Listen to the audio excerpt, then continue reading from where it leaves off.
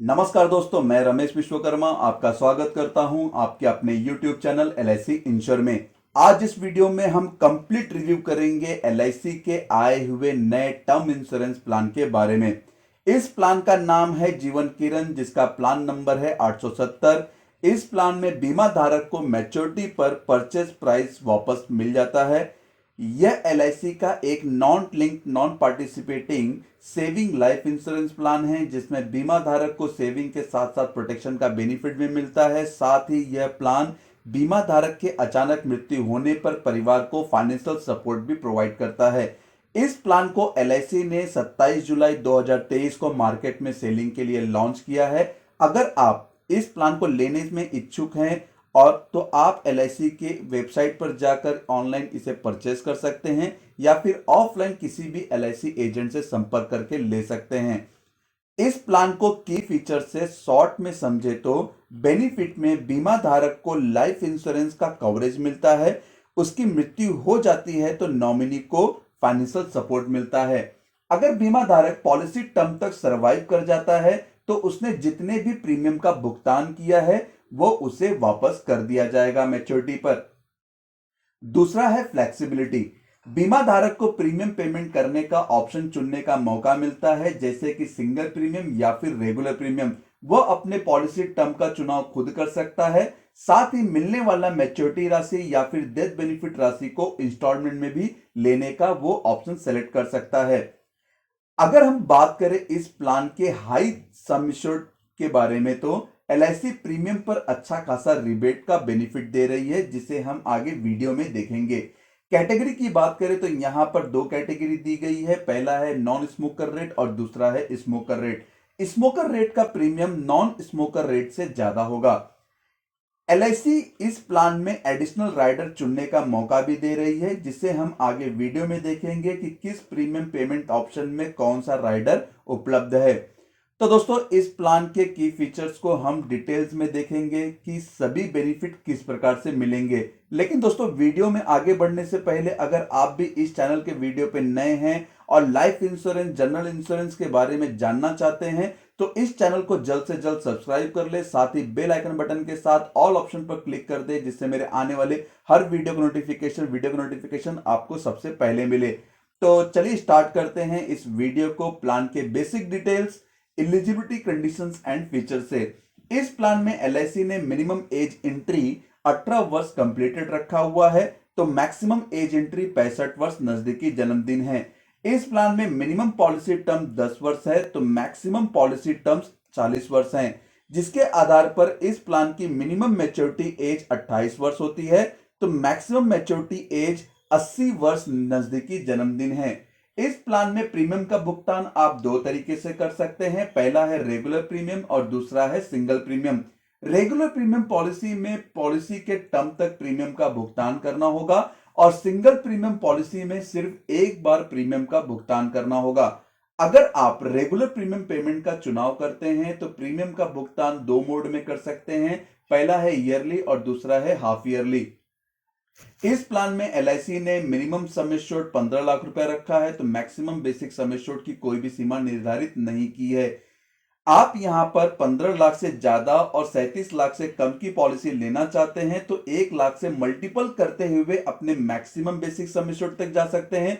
यहां पर आप वीडियो पॉज करके देख भी सकते हैं कि कितने बेसिक सम एश्योर्ड रेंज में कितने सम एश्योर्ड से मल्टीपल करने पर आपको यहां पर वो अमाउंट मिलेगा। इस प्लान के रेगुलर प्रीमियम पॉलिसी में कम से कम 3,000 रुपए प्रीमियम का चुनाव आप कर सकते हैं, इससे कम का प्रीमियम अमाउंट नहीं होना चाहिए। और सिंगल प्रीमियम पॉलिसी में 30,000 रुपए कम से कम प्रीमियम आप यहां पर पे कर सकते हैं। इस प्लान में LIC सरेंडर फैसिलिटी का बेनिफिट भी दे रही है, लेकिन कम से कम 2 वर्ष का पूरा प्रीमियम भरा होना चाहिए। इस प्लान में पेड अप का बेनिफिट भी ले सकते हैं, जिसे आज तक LIC ने किसी भी टर्म इंश्योरेंस प्लान में नहीं दिया है। अगर पॉलिसी बंद हो जाती है तो फर्स्ट अनपेड प्रीमियम डेट से, यानी कि लास्ट प्रीमियम जो आपने भरा था उसके बाद से आने वाले 5 वर्ष से लेकर कभी भी अपनी बंद पॉलिसी को चालू करवा सकते हैं। इस प्लान के रेगुलर प्रीमियम पेमेंट में 30 दिन का ग्रेस पीरियड मिलता है। इस प्लान में असाइनमेंट और नॉमिनेशन का बेनिफिट भी उपलब्ध है।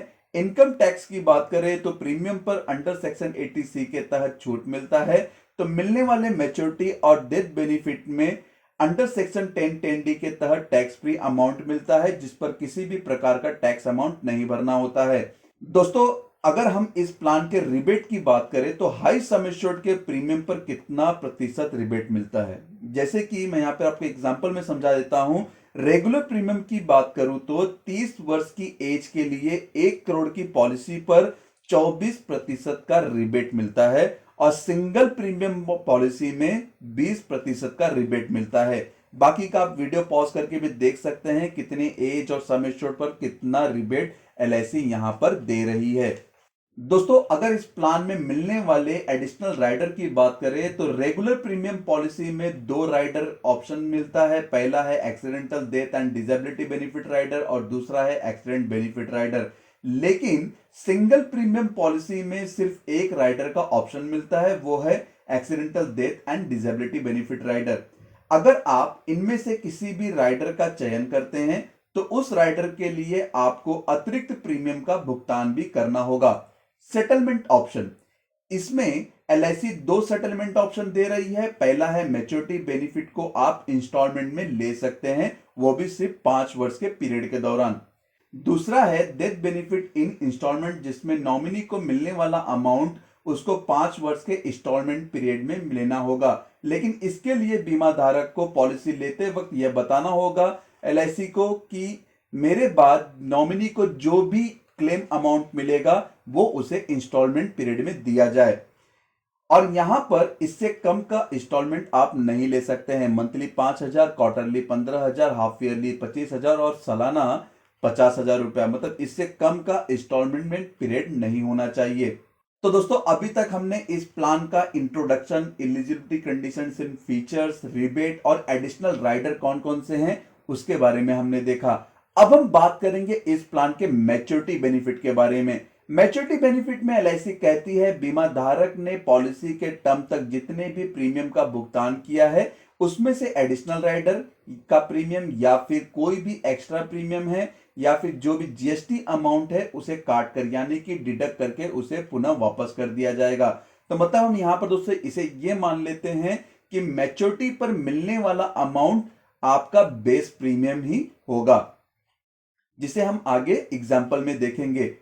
इस प्लान के डेथ बेनिफिट की बात करें तो रेगुलर प्रीमियम पॉलिसी में बीमा धारक की मृत्यु के बाद नॉमिनी को पॉलिसी का बेसिक सम एश्योर्ड या फिर सालाना प्रीमियम का 7 गुना या फिर उसके मृत्यु होने तक उसने जितने भी प्रीमियम का भुगतान किया है उसका 105%, इसमें से जो भी राशि ज्यादा होगी वो नॉमिनी को मिल जाएगा। वहीं सिंगल प्रीमियम पॉलिसी में बेसिक सम एश्योर्ड या फिर सिंगल प्रीमियम का 125%, इसमें से भी जो राशि ज्यादा होगी वो नॉमिनी को दिया जाएगा।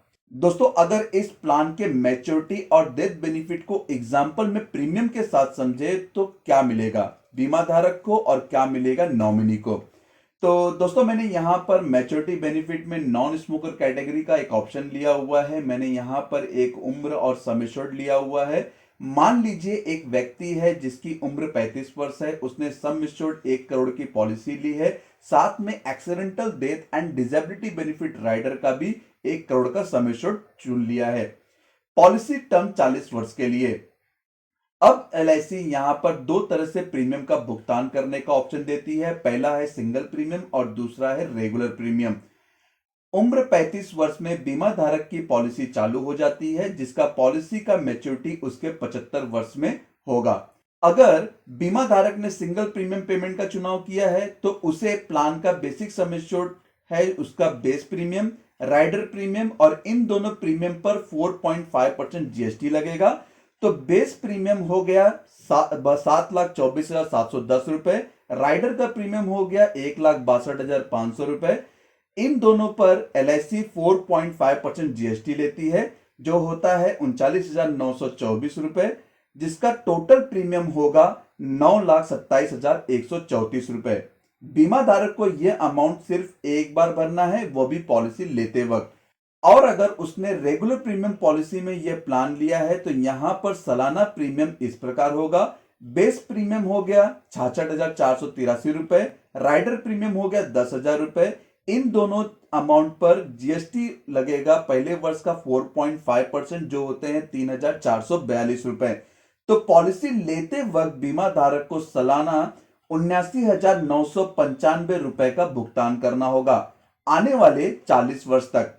40 वर्ष में बीमा धारक टोटल 31,29,951 रुपए प्रीमियम का भुगतान करता है। अगर बीमा धारक पॉलिसी के टर्म तक सरवाइव कर जाता है तो उसे उसके 75 वर्ष में मैच्योरिटी का बेनिफिट मिलेगा जो होगा रिटर्न ऑफ परचेस प्राइस, जिसमें से एक्स्ट्रा प्रीमियम, राइडर प्रीमियम और टैक्स अमाउंट को काट कर दिया जाएगा। अगर इसे हम कैलकुलेशन से समझे तो इस प्लान का जो बेस प्रीमियम है वो 66,483 रुपए है। 40 वर्ष का होता है टोटल 26,59,390 रुपए। राइडर प्रीमियम है 10,000 रुपए और 40 वर्ष का होता है 4 लाख रुपए। और यहां पर जो जीएसटी अमाउंट है वो पहले वर्ष 4.5% से लिया गया है और दूसरे वर्ष से लेके पॉलिसी टर्म तक 2.25% से लिया गया है, तो जो होगा 40 वर्ष का 70,561 रुपए। इनको टोटल किया जाए तो 40 वर्ष में बीमा धारक ने 31,29,951 रुपए प्रीमियम का भुगतान किया है। लेकिन बीमा धारक को मैच्योरिटी पर सिर्फ बेस प्रीमियम यानी कि 26,59,300 रुपए ही दिए जाएंगे। तो दोस्तों यहां पर जो भी राइडर का प्रीमियम था, जो भी टैक्स अमाउंट था, वो डिडक्ट करके बीमा धारक को बेस प्रीमियम अमाउंट रिटर्न कर दिया जाएगा। तो दोस्तों आप इस एग्जांपल की मदद से समझ सकते हैं कि बीमा धारक को मैच्योरिटी पर क्या बेनिफिट मिल रहा है। अब हम देखेंगे इस प्लान के डेथ बेनिफिट को एग्जांपल में। रेगुलर प्रीमियम पेमेंट ऑप्शन में क्या बेनिफिट मिलता है वो भी हम देखते हैं। मान लीजिए बीमा धारक की मृत्यु उसके पॉलिसी टर्म के दौरान 50 वर्ष में हो जाती है, तो बीमा धारक के नॉमिनी को सम एश्योर्ड ऑन डेथ पर जो अमाउंट ज्यादा होगा वो मिलेगा। पहले अगर नेचुरल डेथ पर समझे तो प्लान का बेसिक सम एश्योर्ड 1 करोड़ है, वहीं सालाना प्रीमियम का 7 गुना होता है 5,35,381 रुपए। मृत्यु से पहले बीमा धारक ने 15 वर्ष तक प्रीमियम का भुगतान किया है तो उसका 105% होता है 12,04,607 रुपए। तो यहां पर जो ज्यादा होगा वो नॉमिनी को दे दिया जाएगा। तो यहां पर हम मान लेते हैं कि बेसिक सम एश्योर्ड अमाउंट ज्यादा है, वो नॉमिनी को दिया जाएगा। तो दोस्तों ये था नेचुरल डेथ का। अगर बीमा धारक की मृत्यु किसी हादसे या फिर एक्सीडेंटल में हो जाती है तो एक्सीडेंटल केस में नॉमिनी को क्या मिलेगा। नेचुरल डेथ के बेसिक सम एश्योर्ड का 1 करोड़ तो मिलेगा ही। अगर बीमा धारक ने राइडर का चयन किया हुआ है, राइडर लिया हुआ है, तो उसका सम एश्योर्ड भी मिलेगा। तो मैंने यहां पर accidental death and disability benefit rider में 1 करोड़ का सम एश्योर्ड लिया था, तो उसका 1 करोड़ मिलाकर नॉमिनी को कुल मिलाकर 2 करोड़ रुपए की राशि यहां पर मिलेगी। तो दोस्तों ये था रेगुलर प्रीमियम में डेथ एग्जांपल। अब हम देखेंगे सिंगल प्रीमियम में यहां पर क्या मिलता है बीमा धारक के नॉमिनी को। यहां पर भी मैंने मान लिया कि बीमा धारक की मृत्यु उसके 50 वर्ष में हो जाती है तो नॉमिनी को सम एश्योर्ड ऑन डेथ मिलेगा। नेचुरल डेथ केस में सिंगल प्रीमियम में बेसिक सम एश्योर्ड 1 करोड़ है और सिंगल प्रीमियम का 125% होता है 11,09,013 रुपए। तो यहां पर नॉमिनी को 1 करोड़ की राशि दी जाएगी। इसी तरह से एक्सीडेंटल डेथ केस में वही बेनिफिट मिलेगा जो रेगुलर प्रीमियम पॉलिसी में मिलता है, जो होता है बेसिक सम एश्योर्ड 1 करोड़ रुपया, एक्सीडेंटल डेथ बेनिफिट राइडर का मिलता है 1 करोड़ रुपया, टोटल जो नॉमिनी को मिल रहा है वो 2 करोड़ रुपए की राशि मिल रही है। तो दोस्तों ये था इस प्लान का मैच्योरिटी एंड डेथ बेनिफिट का एग्जांपल। अगर आपको और कुछ जानकारी चाहिए तो आप कमेंट बॉक्स में कमेंट करके भी पूछ सकते हैं। इस प्लान में एलआईसी 30 दिन का फ्री लुक पीरियड का समय भी देती है। अगर बीमा धारक को पॉलिसी पसंद नहीं आती है तो वह पॉलिसी बॉन्ड मिलने के बाद से 30 दिन के अंदर इस पॉलिसी को वापस भी कर सकता है, चाहे पॉलिसी इलेक्ट्रॉनिक मोड में है या फिर फिजिकल मोड में है।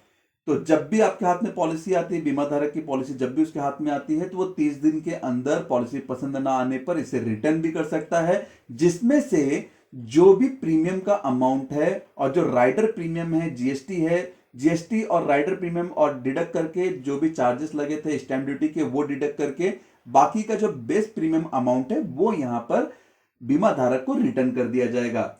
इस प्लान को लेने के लिए लगने वाले डॉक्यूमेंट्स लिस्ट की बात करें तो पहला है एप्लीकेशन फॉर्म 300 नंबर या फिर 340 नंबर, दोनों में से कोई भी एक फिल करना होगा। Passport size photo copy of ID proof, pan card, Aadhaar card, passport self attested होना चाहिए, photocopy of address proof, Aadhaar card, passport, light bill, bank passbook जो भी हो वो वहां पे आपको जमा करना होगा। 3 साल का आईटीआर कंपलसरी यहां पर। 3 साल का अगर आपके पास आईटीआर नहीं है, आप किसी कंपनी में जॉब करते हैं, तो आपके पास कंपनी से फॉर्म 16 मिल जाएगा, वो आप 3 साल का लेके आप ये प्लान परचेस कर सकते हैं। बैंक का स्टेटमेंट तो कंपलसरी नहीं होता है, लेकिन किसी किसी केसेस में बैंक का स्टेटमेंट भी मांगा जाता है। और जो आपका फर्स्ट प्रीमियम अमाउंट है वो यहां पर आपको देकर ये पॉलिसी आप ले सकते हैं। कुछ मेडिकल टेस्ट होते हैं एज के आधार पर, सम एश्योर्ड के आधार पर, तो वो मेडिकल टेस्ट आपको देना होगा, उसके बाद ही आपकी पॉलिसी आपको इश्यू की जाएगी। मे भी दोस्तों वीडियो में दी गई जानकारी आपको पसंद आई होगी। अगर दोस्तों पसंद आई है तो इस वीडियो का लिंक अपने फैमिली और फ्रेंड सर्कल में जरूर शेयर करें, जिससे उनको भी ये जानकारी मिल सके कि एलआईसी के पास रिटर्न ऑफ परचेस प्राइस का टर्म इंश्योरेंस प्लान भी अवेलेबल है और वो लेना चाहते हैं, तो इस वीडियो के माध्यम से उनको आसानी हो इस प्लान को समझने के लिए। धन्यवाद दोस्तों।